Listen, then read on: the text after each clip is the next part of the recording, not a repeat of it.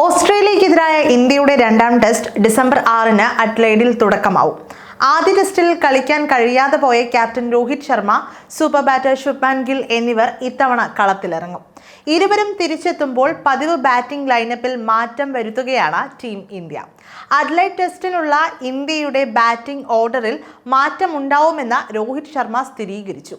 Opener സ്ഥാനത്ത് നിന്ന് താൻ മാറുകയാണെന്നും KL രാഹുൽ ഈ സ്ഥാനത്ത് ഇറങ്ങുമെന്നും അദ്ദേഹം വ്യക്തമാക്കി. താൻ മധ്യനിരയിൽ എവിടെയെങ്കിലും കളിക്കുമെന്നും എന്നാൽ തനിക്കത് അത്ര എളുപ്പമല്ലെന്നും അദ്ദേഹം പറഞ്ഞു. പെർത്തിൽ നടന്ന കഴിഞ്ഞ ടെസ്റ്റിൽ രാഹുലാണ് ഇന്നിംഗ്സ് ഓപ്പൺ ചെയ്തിരുന്നത്. മികച്ച ബാറ്റിംഗ് അദ്ദേഹം കാഴ്ചവെച്ചിരുന്നു.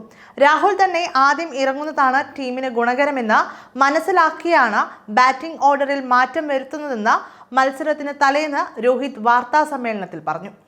ഒന്നാം ടെസ്റ്റിൽ ഇന്ത്യ കിടിലൻ ജയമാണ് നേടിയിരുന്നത്. ഒരു ദിവസം ശേഷിക്കെ 295 റൺസിന് ഇന്ത്യ വിജയിച്ചു. 150 റൺസിന് അവസാനിച്ച ഇന്ത്യയുടെ ആദ്യ ഇന്നിംഗ്സിൽ ക്ഷമയോടെ പിടിച്ചുനിന്ന രാഹുൽ 74 പന്തിൽ 26 റൺസ് നേടി. രണ്ടാം ഇന്നിംഗ്സിൽ 176 പന്തിൽ 77 റൺസുമായി രാഹുൽ തിളങ്ങി.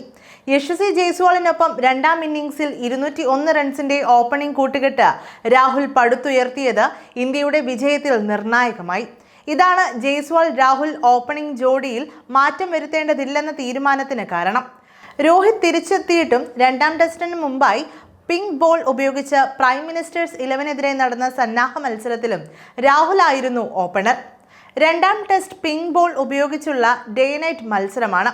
ആദ്യ മത്സരം താൻ വീട്ടിൽ നിന്ന് TV-യിൽ കണ്ടിരുന്നുവെന്നും രാഹുൽ ഉജ്ജ്വലമായി ബാറ്റ് ചെയ്തിരുന്നുവെന്നും രോഹിത് അഭിപ്രായപ്പെട്ടു. ഞങ്ങൾക്ക് വിജയം വേണം. ഈ സമയത്ത് രാഹുൽ ആ സ്ഥാനം അർഹിക്കുന്നുവെന്നും രോഹിത് കൂട്ടിച്ചേർത്തു.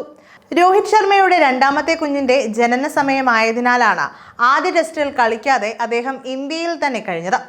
5 വർഷം മുൻപ് ബാറ്റിംഗ് ഓർഡറിൽ മുകളിലേക്ക് ഉയർന്ന ശേഷം രോഹിത് ഇന്ത്യയുടെ സ്ഥിരം ഓപ്പണറാണ്. 42 ടെസ്റ്റുകളിൽ നിന്ന് 9 സെഞ്ചുറികളോടെ 2685 റൺസാണ് ഓപ്പണറായി നേടിയത്. 5-ാം സ്ഥാനത്ത് ബാറ്റ് ചെയ്ത 9 ടെസ്റ്റുകളിൽ 3 അർദ്ധ സെഞ്ചുറികളോടെ 437 റൺസും നേടിയിട്ടുണ്ട്. 6-ാം നമ്പറിൽ ഇറങ്ങിയ 16 ടെസ്റ്റുകളിൽ നിന്ന് 54.57 എന്ന അതിശയിപ്പിക്കുന്ന ശരാശരിയിൽ 1037 റൺസ് നേടിയിട്ടുണ്ട്. അതേസമയം പിങ്ക് ബോൾ മത്സരം കൂടുതൽ കളിച്ച ടീം ഓസ്ട്രേലിയയാണ്. ഇവർ തന്നെയാണ് മാച്ചിൽ ജയിച്ചതും. ഓസ്ട്രേലിയ 12 ഡേ നൈറ്റ് ടെസ്റ്റുകൾ കളിച്ചപ്പോൾ ഇന്ത്യ വെറും 4 എണ്ണം മാത്രമാണ് കളിച്ചത്. ഓസീസ് 11 എണ്ണത്തിലും ഇന്ത്യ 3 മത്സരങ്ങളിലും വിജയിച്ചു. ഓസീസിനെതിരെ അഡ്ലെയ്ഡിൽ അവസാനമായി കളിച്ച പിങ്ക് ടെസ്റ്റിൽ ഇന്ത്യ രണ്ടാം ഇന്നിംഗ്സിൽ 36 റൺസിന് ഓൾ ഔട്ടായിരുന്നു.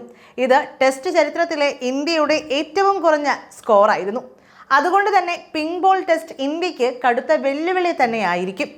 വേഗവും ബൗൺസും നിറഞ്ഞ പിച്ചിൽ ബാറ്റർമാർ നന്നായി വിയർക്കേണ്ടി വരും.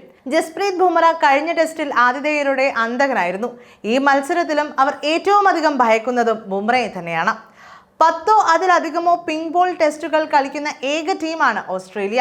ഏറ്റവും അധികം ഡേ നൈറ്റ് ടെസ്റ്റുകളിൽ കളിച്ച രണ്ടാമത്തെ രാജ്യം ഇംഗ്ലണ്ടാണ്. 5 ഡേ നൈറ്റ് ടെസ്റ്റുകളാണ് ഇംഗ്ലണ്ട് കളിച്ചത്. ഇതിൽ 5-ലും തോൽക്കാനായിരുന്നു വിധി. ഓസ്ട്രേലിയയുടെ വിജയശതമാനം 91.67 ആണ്. 4-ാം സ്ഥാനത്തുള്ള ഇന്ത്യക്ക് 75 ആണ് വിജയശതമാനം.